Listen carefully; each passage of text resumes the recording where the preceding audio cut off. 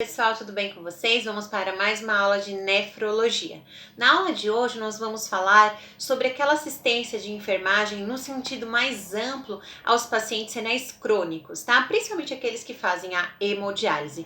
É super importante que o profissional que vai atender a essas intercorrências, ele esteja devidamente capacitado, tá? Não somente para atender as necessidades físicas desse paciente, mas como as suas necessidades psicológicas.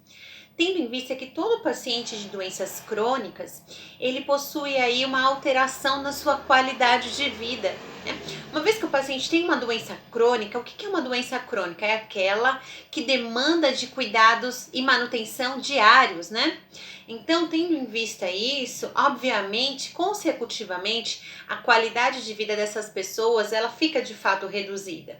E isso pode implicar o quê? A certo isolamento social, a alterações comportamentais, alterações significativas de humor e até evoluir a depressão. Falando propriamente aqui na insuficiência renal crônica, principalmente aqueles pacientes que fazem aí o tratamento com hemodiálise, nós temos que imaginar o quão difícil não será a essas pessoas, né? Dependendo do seu comprometimento renal, em que seus glomérulos renais não conseguirão realizar a filtração, em alguns casos mais graves, em que essa filtração ela é totalmente comprometida, esse paciente ele pode ir de 5 a 7 vezes, ou seja, todos os dias da semana, para realizar o procedimento em ambiente hospitalar ou em clínicas especializadas que contenham aquelas máquinas que simularão o trabalho mais próximo do rim possível. Então imagine o quanto deve ser a essas pessoas cansativo, né? Vamos imaginar, vamos tentar nos colocarmos em seus lugares, né, e de seus familiares, os comprometimentos que essas pessoas poderão de fato ter na sua vida de modo mais amplo. Quando eu falei, acho que num outro momento para vocês, né, que a enfermagem qualificada de fato, ela precisa ter em mente o ser humano na sua totalidade, né? E qual é a totalidade do ser humano? Quais são as três necessidades, os três pilares do indivíduo que vão requerer da gente aí uma atenção, tá? Porque nós sabemos sim que a enfermagem ela é essencial para prestar cuidados tais como verificação de sinais vitais, realização de curativos, inserção de catéteres. Porém, se nós nos limitarmos a somente esses aspectos, a nossa assistência de enfermagem não será totalmente eficaz, né? Porque o ser humano ele não é somente uma pessoa que precisa de um curativo. Além do curativo, além da inserção daquele catéter para que a máquina consiga fazer o seu procedimento, tem um ser humano que está com medo, está com anseios, né? Não sabe quanto tempo mais de vida pode lhe restar, tem medo de repente partir e deixar a sua família, né? De repente aquele indivíduo que está lá, né, naquela máquina de hemodiálise a fazer o procedimento, esse mesmo indivíduo é aquele que até então proviu sustento à sua família, ao seu lar. Então naquele momento em que ele está ali, consecutivamente o seu contexto familiar também sofre dificuldades financeiras, né? Problemas de outras naturezas em decorrência da ausência daquele que até então era o arrimo da casa. Então veja só, dentro desse contexto, eu tenho que enxergar então o ser humano como um todo, não somente aquele em que, obviamente, antes de iniciar o procedimento, eu vou verificar sinais vitais, eu vou posicioná-lo corretamente, eu vou acalmá-lo, né? Vou observar se tem algum problema ali com a inserção do catéter. Eu vou observar na sua pele presença de edemas, presença de algum sinal importante. Durante o procedimento também verei como o paciente vai se comportar, vou avaliar o nível de consciência dele, como depois também. Mas não somente esses cuidados, eu preciso ter uma visão mais ampla para que assim eu consiga acompanhar esse paciente e aí eu vou criar um vínculo com ele, porque diferente de outros pacientes, ele vai estar sempre voltando, não há uma rotatividade, né? Então aquele paciente sempre estará ali com você. Então é muito importante a gente criar esse vínculo de confiança com o paciente, né? E de modo a tentar minimizar todo esse sofrimento sentido tanto por ele como pelos seus familiares, né? Obviamente, quanto maior for esse comprometimento renal e maior dificuldade em se realizar esse procedimento da filtração, né, principalmente os glomérulos renais, esse paciente terá uma necessidade maior ali dos procedimentos realizados pela hemodiálise e, consecutivamente, o seu número, as suas idas ao hospital ou às clínicas aumentarão. Então, eu tendo em vista isso, que esse paciente, ele é um paciente que estará ali de modo contínuo, né? Ele e seus familiares, aqueles que os acompanham, eu preciso criar essa ligação de ética e de confiança com essas pessoas, né? De modo a tentar minimizar todo e qualquer sofrimento. Então, você tá ali nesse cenário que você sabe o quanto é difícil, porque nós já nos colocamos no lugar do paciente, mas além disso, é fundamental também que esse profissional, ele crie esse vínculo, como eu acabo de falar, porque o paciente vai estar ali com bastante frequência, né? Vocês estarão quase todos os dias juntos, né, a realizar o procedimento. Isso cria um vínculo, sim, fortalece um vínculo enfermagem-paciente, tá? Mas ainda assim, é fundamental que dentro desse contexto eu tente ao máximo, eu e a minha equipe, a fazer daquele ambiente o menos sombrio, o menos triste o possível, para que assim o meu paciente se sinta devidamente acolhido, para que ele se sinta bem, reduzir ao máximo toda a tensão que esse paciente pode vir a apresentar. Falando dessa questão da depressão, esse paciente tem uma grande probabilidade de apresentar depressão, porque entram aqueles fatores que eu comecei a falar no início do vídeo. Esse paciente já não vai mais poder trabalhar.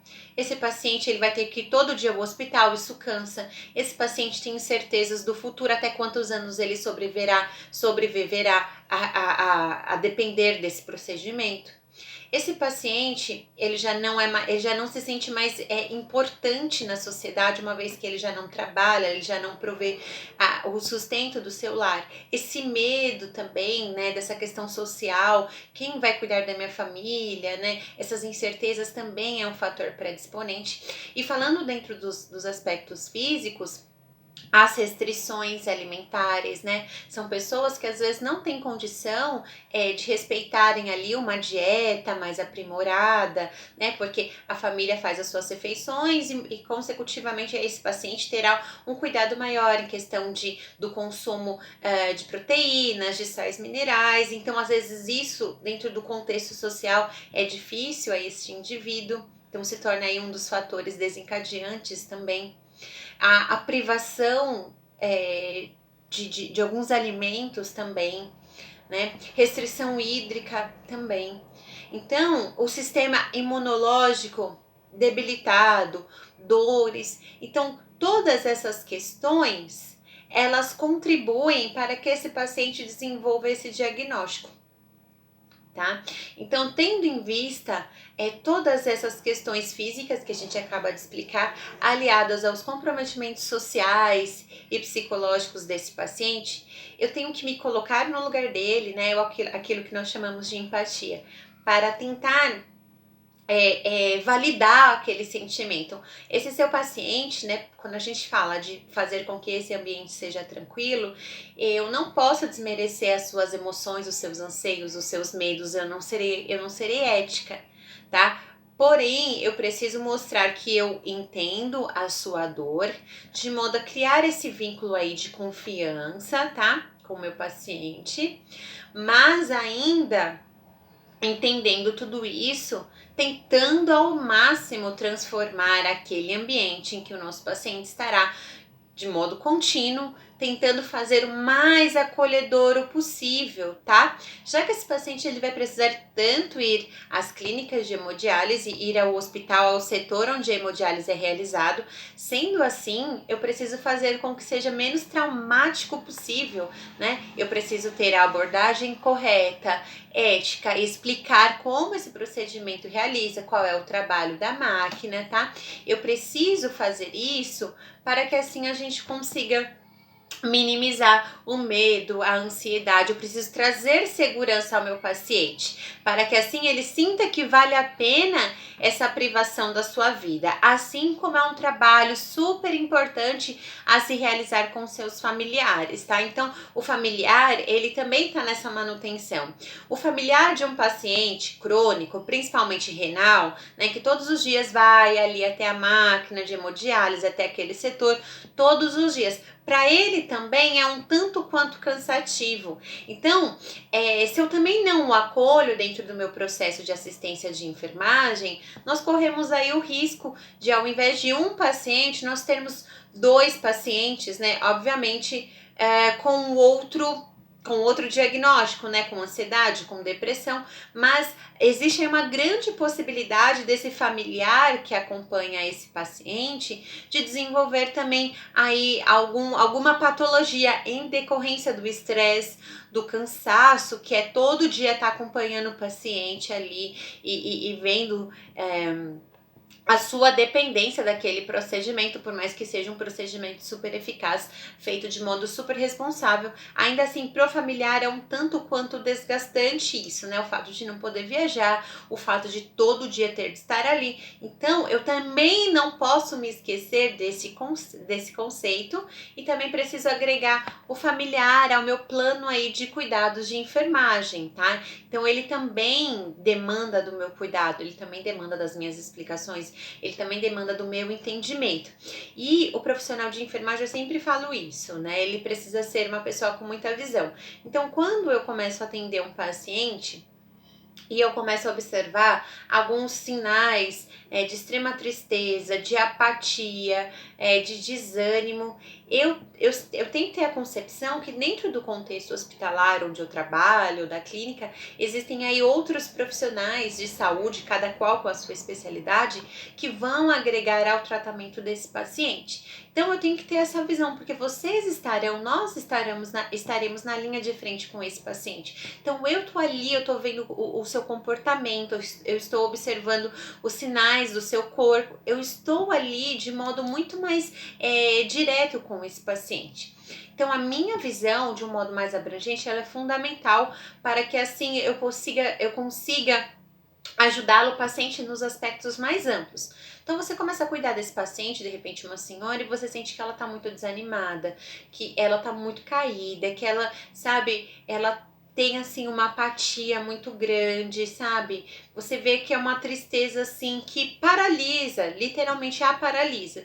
E aí o que você pode fazer? Tendo em vista essa equipe multidisciplinar, né, de enfermeiros, de técnicos e auxiliares de enfermagem, de fisioterapeutas, de psicólogos e assistentes sociais, logo eu precisarei, né, informar a minha enfermeira e consecutivamente solicitar uma psicóloga para que assim possamos garantir a esse paciente uma assistência de um modo mais amplo, não tão somente no que tange aí aos cuidados físicos, tá? Isso nós sabemos o quanto nós iremos sanar as necessidades desse paciente aqui, tá? Então vamos falar aqui um pouquinho sobre os cuidados de enfermagem. Bom, os cuidados de enfermagem a esse paciente, a promoção da terapia farmacológica, tá? Ou seja, a terapia farmacológica ou terapia medicamentosa é essencial para esse paciente, para que sejam aí controlados esses eletrólitos em seu organismo, para que esse paciente não sinta dor. Então, quando necessário, administraremos a medicação prescritas pelo médico, tá?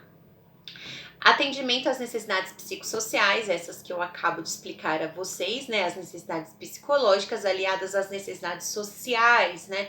Esse paciente, ele está ali, ele era o provedor da casa, agora como fica o seu contexto familiar? Isso que significam aí as necessidades psicossociais, as necessidades sociais do indivíduo aliadas às suas questões psíquicas, tá? Veremos também o acesso, cuidado com o acesso, prevenir infecções, uma vez que o acesso é porta de entrada para infecções recorrentes. Eu tenho que sempre realizar a lavagem das mãos conforme a técnica antes do manuseio destes catéteres. Eu preciso também utilizar da técnica correta, medidas de biossegurança para não levar a esse paciente nenhum tipo de contaminação, tá bom? Detectar complicações cardíacas e respiratórias, tratamento do desconforto e da dor, estar atento aos sinais da dor que esse paciente pode nos apresentar e tratá-las, tá? Não deixar esse paciente ficar com dor. Observar e relatar também náuseas, vômitos, tá? Isso durante a sessão. Náuseas, vômitos, tontura, confusão, tá? Providenciar dieta e hidratação também durante a diálise, para mantermos aí o equilíbrio hidroeletrolítico. Fazer o controle do balanço hídrico, né? O que meu paciente consome é compatível com o que ele excreta, tá? Após a sessão, fazer curativo, compressivo na região da fístula, tá? Pesar o paciente, ver se teve alguma diferenciação aí após a sessão, verificar sinais vitais. Valorizar as queixas do paciente, isso é super importante, tá? Limpar e desinfectar o aparelho dialisador, tá ok?